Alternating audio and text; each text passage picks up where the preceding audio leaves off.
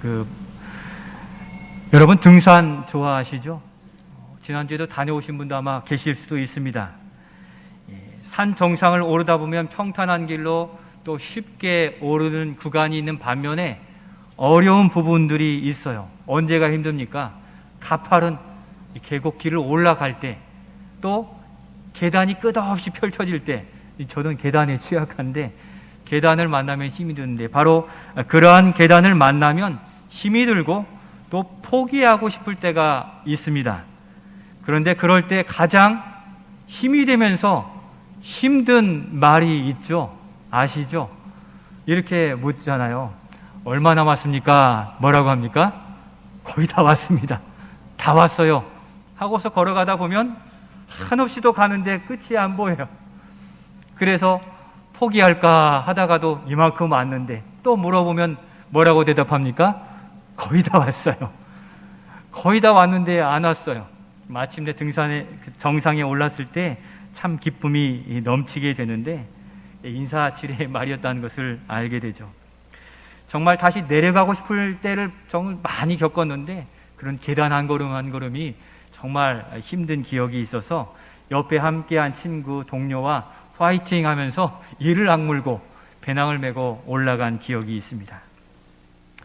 오늘 우리의 일상이 그처럼 힘에 겨운 고비, 험한 산길, 계단을 터벅터벅 한 계단 올라가야 하는 듯한 그러한 어려운 시기를 겪어내고 있는지 모릅니다. 우리의 일상에 바람잘 날이 없어서 오늘도 우리 가운데 말 못할 눈물의 사연으로 눈물을 머금고 기도하고 예배하는 성도들이 있고, 또 코로나의 확산이 일상 감염으로 이어져서 힘들고 어려움을 감내하며 영상으로 예배하는 우리 가정에 있는 성도들도 계십니다. 이 어려운 때 우리 함께 하면서 힘내시기를 바랍니다. 화이팅 하면서 우리의 믿음의 여정을 힘있게 걸어가시기를 소원합니다. 그래서 우리가 레위기 5대 제사를 계속 살펴보고 있는데 잠시 멈추면서 우리의 힘든 호흡을 다시 한번 가다듬고자 오늘 예레미야 선지자를 통해 주시는 말씀으로 위로와 소망을 얻고자 합니다. 사실 오늘 본문 말씀은 코로나가 시작되었던 해에 살펴보았던 말씀입니다. 바벨론 포로 생활의 고난과 절망 속에서 이스라엘이 소망, 위로를 얻으며 다시 일어나기를 바라며 주신 말씀이기에 이제 코로나 삶의 여정의 여러 부분들을 그 고비만 넣으면 다 온 이 시점에서 이 말씀으로 우리가 다시 이 소망과 위로를 얻고자 하는 것입니다. 오늘 이 시간 주님의 말씀에 집중하여서 우리 생활에 직면하고 있는 환난과 또 고난 속에 찾아오신 그 하나님을 바라보면서 위로와 소망, 힘과 능력을 덧입는 은혜의 시간이 될 수 있기를 소원합니다. 그러면 이 어려운 고비를 넘어가기 위해서 우리는 어떠한 하나님을 바라보아야 하겠습니까? 첫 번째 우리 같이 한번 읽겠습니다. 위로와 소망의 하나님을 바라보아야 합니다. 한 번 더 읽어볼까요? 위로와 소망의 하나님을 바라보아야 합니다. 10절 말씀에 그 위로의 말씀으로 보이시는데 같이 한번 읽겠습니다. 여호와께서 이와 같이 말씀하시니라. 바벨론에서 70년이 차면 내가 너희를 돌보고 나의 선한 말을 너희에게 성취하여 너희를 이곳으로 돌아오게 하리라. 아멘. 바벨론에서 70년이 다 차면, 때가 이르면 그들을 고향으로, 원래의 곳으로 돌아오게 하리라 하시고 약속해 주셨습니다. 이 약속이 무엇입니까? 그냥 갑자기 약속이 주어집니까? 약속이란 그 대상을 이해하고 그가 할 수 있는 일에 대해 약속을 한다는 의미에서 보면 지금 이스라엘 백성들이 어떠한 상황에 있는지를 하나님은 여전히 주목해 오셨다는 것을 우리는 생각해 볼 수가 있습니다. 그래서 지금 그들이 어떠한 모습이고 어떠한 아침에 일어나서 무엇을 하여 걸음을 챙겨서 교회로 오고 있는지 그들의 심령을 알고 계신다는 의미입니다. 지금 이스라엘 백성들은 바벨론 나라에 멸망하여 포로로 다 잡혀가 포로 생활을 하고 있는 극심한 어려움 가운데 있습니다. 자유도 없고 바벨론 사람들의 노예로 중노동에 시달리며 쉴 틈 없는 그러한 삶을 살고 있습니다. 그런데 안타깝게 보이지만 그러나 그것은 자기의 뜻대로 행한 자업자득의 열매였습니다. 이스라엘은 자기의 뜻대로 한번 해보겠다고 불순종하여 바벨론에게 멸망당했던 거죠. 포로로 잡혀가게 되었습니다. 그래서 사실 하나님이 생각하실 때에는 이들을 책임질 필요가 없으신 거예요. 자기들의 불순종으로 인한 어려움을 직면했으니까 놔두셔도 돼요. 관심 가지실 이유도 없다는 거죠. 그런데 하나님은 그들을 못내 잊지 못하시고 마음이 쓰이는 거예요. 이들이 신음하고 아프고 어려우니 그 바벨론 그 강가에서 신음하는 그 소리를 듣고 마음을 쓰고 바라보고 계십니다.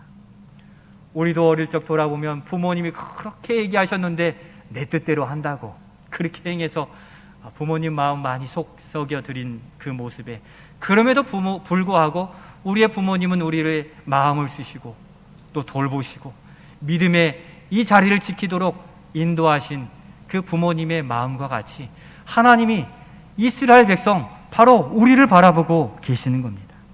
우리가 바로 그런 입장이잖아요. 우리가 생각대로 행하다가 고집 피우다가 손해도 보고 잃어버리고 넘어지는 경우들이 많이 있지 않았습니까? 하나님은 그런 우리의 인생을 책임지실 필요가 없으신 거예요. 자기 뜻대로 나가고 소견대로 행하고 마음대로 행하는 인생을 왜 책임을 지시겠습니까? 그런데도 불구하고 한번 하나님의 자녀 삼으신 우리에게 마음이 쓰이셔서 관심을 가지시고 오늘 아침 식사는 잘했는지, 오늘 아침 그 어려운 문제들을 해결하고 살아가고 있는지 여전히 관심과 사랑으로 대하신다는 겁니다. 포로된 이스라엘 백성들 시편 137편에 보면 울고 있어요. 자신이 그렇게 행했고 이유도 없이 겪는 그 어려움들이거든요. 70년이면 여러분 몇 대입니까? 20년 한 대라고 하면 3대가 4대가 지났어요. 초반 1, 2세대는 그들의 어려움을 왜인지 알아요. 3대, 4대는 이유도 알지 못하고 어려움을 겪어요. 그런 고난이잖아요. 우리도 지금 이와 같은 고난이 왜 우리에게 다가오는지 알 수 없지만 고난을 당하며 눈물이 흘리는데 시편 137편 1절에 보니 우리가 바벨론 여러 강변 거기에 앉아서 시온을 기억하면서 울었도다라고 기록하고 있어요. 거기에서 누구도 우리 편이 없고 도와줄 리가 없고 외롭고 고되고 힘든 날 속에 눈물을 지으며 살고 있었던 것입니다. 그들이 그 말씀 뒤편에 보면 악기를 들고 기타를 들고 이렇게 찬양하고 싶은데 바벨론 사람들은 세상의 노래, 우상 노래를 한번 해보라고 수모를 주고 있습니다. 너희 하나님이 살아계시면 너희들이 그렇게 살게 되게 놔두시겠느냐 하며 비아냥을 견뎌야 했습니다. 그 가운데 삶은 더 어렵고 또 그 문화에 동화되어서 영혼은 피폐해져서 하나님의 은혜와는 멀어진 생활을 하는 그들이었다는 것입니다. 그럼에도 그렇게 하나님은 그런 상황에 있는 이스라엘의 소리를 들으시고 아픔을 바라보시며 그들에게 지금 말씀해 주시는 겁니다. 바로 그런 그들에게 때가 되면 너희를 바벨론 종살이에서 구원해요 원래의 자리로 돌아오게 되는 구원의 은총을 베풀어 주시겠다고 말씀하셨으니 이보다 더 큰 위로와 소망이 어디 있겠습니까? 우리 하나님은 하나님의 택한 백성을 아시고 그 형편을 아시고 위로하시고 구원해 주시는 하나님이신 줄로 믿습니다. 그 하나님은 오늘 우리 시대에도 동일하게 우리 각자에게 말씀해 주고 계십니다.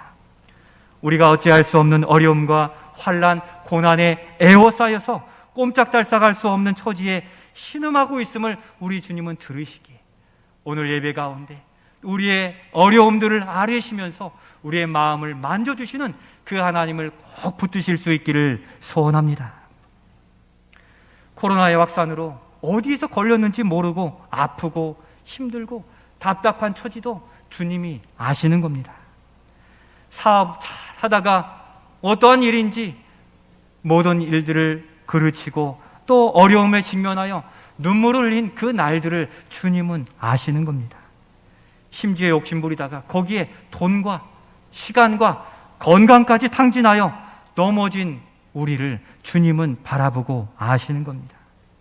그런 연약과 부족함이라 할지라도 우리 하나님은 그 백성, 우리를 외면치 않으시고 도우시는 그 하나님, 그런 우리에게 찾아오셔서 말씀하시는, 그럼에도 돌보아 주시겠고 다시 회복시켜 주시겠다는 소망의 말씀을 우리의 가슴에 새기고 살아가실 수 있기를 소원합니다. 어려울수록 세상 인심이 얼어붙잖아요.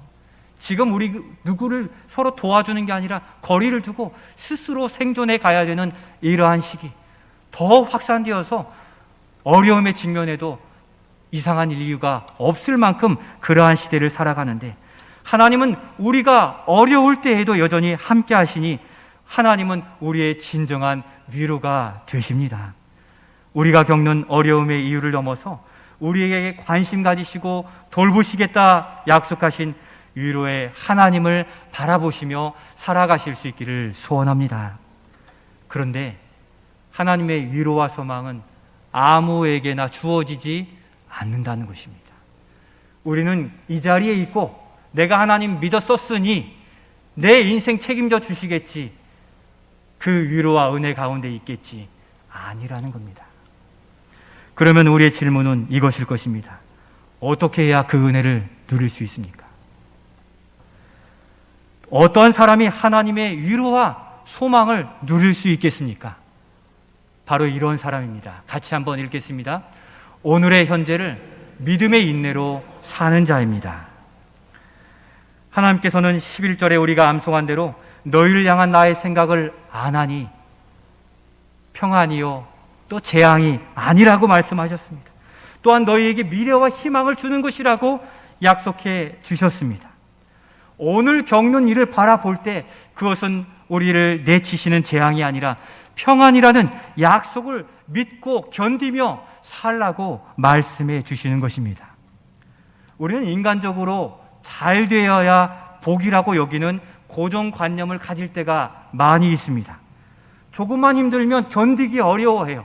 왜 저를 이렇게 힘들게 하십니까? 때로는 힘들고 어려운 일을 견디고 그러한 상황 속에서 우리가 바라보아야 될 진정한 복은 이 어려움을 겪는 중에 우리를 치료하시고 회복해 하시는 그 하나님을 경험하는 것이 진정한 복인 줄로 믿습니다. 여러분, 누구나 아플 수 있죠. 누구나 실패할 수 있죠. 누구나 어려움에 처할 수 있죠. 맞습니까? 맞습니다. 이 세상에 사는 모든 사람은 크리스찬을 포함한 넌 크리스찬들까지 모두가 어려움에 직면할 수 있는 것이 일반적인 사실입니다. 그런데 모두가 아픔을 겪는데 그 아픔을 이겨내게 하시는 하나님을 경험하는 것이 진짜 복이라는 것입니다. 이 세상에 안 아프고 문제가 없고 어렵지 않은 사람이 한 사람도 없습니다. 그 상황 속에서 그 아픔을 이겨내게 하시는 하나님을 경험하는 것, 그것이 은혜입니다. 여러분, 뼈가 골절되면 그 골절된 뼈 부분이 나으면 이 부분이 더 강해진다고 그러잖아요. 다른 뼈 부위보다 더 단단하대요. 우리 성도님들 중에도 지나온 역사에 중한 질병으로 또 사경을 헤매기까지 한 그런 성도들의 고백을 많이 듣습니다. 그런데 그분들의 이 고백은 웬만한 어려움 앞에서는 이거 어려움도 아니야 할 정도로 콧방귀도 끼지 않고 견뎌내는 모습을 보게 되는 것입니다. 강단이 있어요. 그 정도는 견딜 만한 영적인 힘이 생겼기 때문입니다. 곧 시련은 재앙이 아니라 하나님의 방법이셨던 겁니다. 고난과 시련 가운데 있는 성도들이 계십니까? 우리도 그와 같이 강하게 될 줄로 믿습니다. 오늘 눈물을 흘린 날이 지나고 거두어 주시면 우리는 이전보다 더 강한 믿음으로 이 어려운 세상을 믿음으로 이겨낼 힘을 갖게 됨을 기억하시며 오늘의 어려운 삶을 지켜내실 수 있기를 소원합니다. 그래서 이 바벨론의 포로로 생활하고 있는 그들에게 하나님은 우리가 생각하기 어려운 요청을 하시고 명령을 하시는데 5절로 7절의 말씀을 보면 포로 생활하는 바로 이 바벨론에 집을 짓고 가정을 이루고 직장을 이루고 나라를 위해서 기도하라고 이야기하십니다. 아니, 이런 곳에서 살라고 어떻게 말씀하실 수 있습니까? 내가 하나님의 백성인데 어찌 이러한 땅에 움츠려 살라고 말씀하실 수 있습니까? 이야기할 수 있습니다. 어떤 형편이든지 어떤 곳에든지 어떤 상황이든지 부정하지 말고 그것을 받아들이고 거기서 하나님의 은혜를 구하라고 말씀하시는 겁니다. 우리 하나님은 우리 눈에는 안 되고 어렵고 절망적인 그 상황 속에서도 은혜를 공급해 주셔서 거기에서 살게 하시고 생명력을 주시고 말씀의 피워처럼 회복케 하시는 능력을 주시는 하나님이신 줄로 믿습니다. 그것을 믿음으로 바라보고 소망하며 살아갈 때 우리는 결코 넘어지지 않고 굴하지 않게 되는 것입니다. 엊그제만 해도 그렇게 쌀쌀해서 외투를 몇 겹을 입어야 되는 겨울이었는데 몇 주 지나서 이렇게 벗어야만 되는 따뜻한 봄날이 찾아왔어요. 저희 텃밭에도 횡행했던 그곳에 어느새 수선화가 피어서 다 이렇게 방긋방긋 웃고 있어요. 하나님의 은혜가 비추어지는 그곳, 차갑게 식어지고 상처가 있는 그곳이라 할지라도 하나님의 치료의 광선이 발하여지는 그곳에서는 치료와 회복과 일어섬의 은혜가 있는 줄로 믿습니다. 바로 이러한 것을 소망하며 우리가 살아갈 수 있는 것입니다. 이스라엘 백성을 생각해 보면 이스라엘 백성들을 홍해를 건너고 광야로 이끌어 주셨어요. 그러니까 당장에 이스라엘 백성이 어떻게 합니까? 피켓 들고 데모하기 시작해요. 왜 이렇게 힘들게 하고 춥고 덥고 먹을 것 없는 마실 물 없는 이 땅으로 데려왔느냐 하고서 모세와 아론을 대적하기 시작하는 모습을, 불평의 모습을 보여주고 있습니다. 그러나 더 넓은 시각에서 이 출애굽기를 기록한 모세는 우리에게 보여주는 바, 그들이 입었던 옷 몇 벌이나 입었을까요? 한 벌로 주신 그 옷으로 40년을 겪어내게 닳지 않도록 주님이 보호해 주셨어요. 이른 비와 늦은 비로 때마다 주셨고 구름 기둥과 불 기둥으로 날마다 지켜 보호해 주신 이 사실, 오늘의 어려움만 바라보면 볼 수 없는 것이기에 하나님의 시각으로 우리의 삶을 해석하고 그곳에서 감사하며 지난날 그리고 앞으로도 이와 같이 보호해 주실 하나님의 놀라운 역사를 기대하시면서 오늘도 살아가실 수 있기를 소원합니다. 주님은 어떠한 형편에서든지 그 믿음의 시각을 잃지 않기를 원하시기 때문에 오늘 우리에게 이렇게 미래와 소망이라고 말씀해 주시는 것입니다.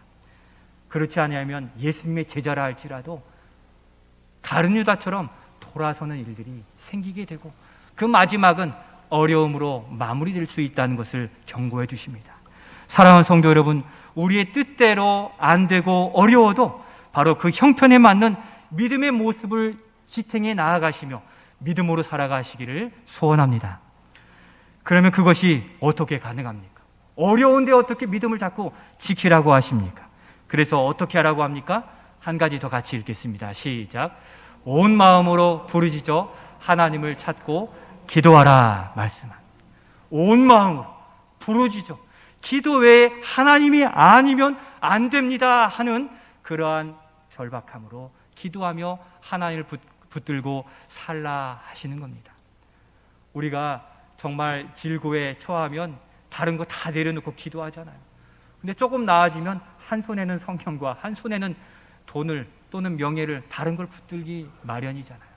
그러지 말고 전심으로 꾸준히 하나님을 찾고 기도하라고 말씀하시는데 12, 13절에서 그와 같이 강조해 주십니다. 우리 12, 13절 같이 읽겠습니다. 너희가 내게 부르짖으며 내게 와서 기도하면 내가 너희들의 기도를 들을 것이요 너희가 온 마음으로 나를 구하면 나를 찾을 것이요 나를 만나리라. 아멘. 무엇하라고 하십니까? 기도하라고 하십니다. 하나님은 바벨론 포로의 어려움 가운데 있는 그들이 위로와 소망의 통로를 지속하고 하나님의 은혜를 지속적으로 누리기 위해서 하나님을 찾으라, 은혜를 주신 하나님께 기도하라고 말씀하십니다. 이는 우리가 믿음을 처음 가졌을 때 그 날을 기억한다면 하나님과 관계없던 인생이 하나님과 관계 있게 된 그날이 구원의 은혜 날이요, 그 지속함이, 관계를 지속함이 기도를 통해 계속 이루어지게 된다는 것을 생각해 볼 수 있습니다. 하나님과 관계한 삶이 계속되니까 외롭지 않아요. 내 안에 충만해요. 하나님이 내 옆에 계시는 것을 느낄 수 있어 외롭지 않고 두렵지 않을 이유가 여기에 있는 것입니다. 어떤 상황에 있든 하나님이 지금 여기 계시니, 바벨론 포로 현장에 있든 어려움의 현장에 있든 중한 질병에 있든 두려워하지 않을 이유는 바로 하나님과 우리의 관계가 밀접하게 지속되고 있기 때문입니다. 그래서 기도는 하나님과의 관계를 지속하게 하는 통로요 능력입니다. 성도가 어려운 고비에 하나님과의 관계가 끊어지면 길을 잃고 낙심하게 되어 있습니다. 다시 말씀드리면 성도의 기도가 끊어지면 길을 잃고 영적인 호흡이 멈추게 되니 낙심하게 되고 무력해지게 된다는 사실입니다. 여러분, 코와 입을 막고 몇 분 참으실 수 있습니까? 저는 1분 좀 넘으면 굉장히 힘들어 얼굴이 빨개지고 혈압이 올라가는 걸 느끼게 되는데, 바로 그와 같은 거죠. 하나님과의 영적인 호흡이 멈춰지고 1분 이상 견딜 수 없다면 여러분들의 기도의 생활은 어떻습니까? 기도는 영혼의 호흡 시간이기도 한 것입니다.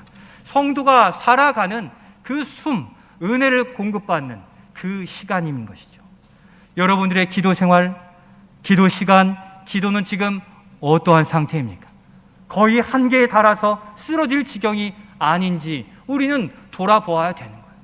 육체적으로 괜찮으니까 문제없을 것처럼 여겨지지만 우리의 영혼의 건강을 살펴보셔서 숨을 지금 참고 입을 막고 살아가고 있는지, 영적으로는 전혀 무기력하여서 아멘할 힘도 없고 대응할 힘도 없다면 기도, 영적인 호흡을 열어 주님 앞에 기도로 나아가실 수 있기를 소원합니다. 우리가 365 챌린지를 계속하고 있잖아요. 지난 주일에는 첫 번째 월요일에는 아침에 일어나서 10분 기도, 그리고 내일 아침에는 누울 때 잠자리 전에 10분 기도입니다. 왜입니까? 하나님과의 관계를 삶 속에서도 지속하기 위해서인 겁니다.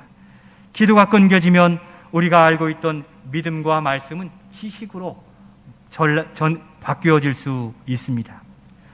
이스라엘 포로 당시에 소망의 메시지로 예레미야 선지자를 통해서 몇 년 있으면 돌아오게 하시겠다고 했습니까? 70년이에요. 그런데 거짓 선지자 하나냐가 나타나서 뭐라고 얘기하냐면 2년만 지나면 우리 다시 고향으로 돌아갈 것이니 나를 따르라, 이렇게 유혹합니다. 여러분, 어떤 곳에 솔깃하겠습니까? 70년입니까? 2년입니까? 2년이에요. 오늘 우리의 삶 속에 돈과 명예, 지위, 자리로 우리를 얼마나 유혹하고 미혹하는지 모릅니다. 그것이면 될 것 같은데 영혼의 호흡을 막는 길이죠. 하나님이 주시는 은혜의 시간, 그 생명수를 공급받지 못하면 우리는 한시도 살 수 없고 갈증 가운데 이스라엘 백성처럼 피켓 들고 불평하며 떠날 수밖에 없는 인생이 될 수밖에 없는 것입니다.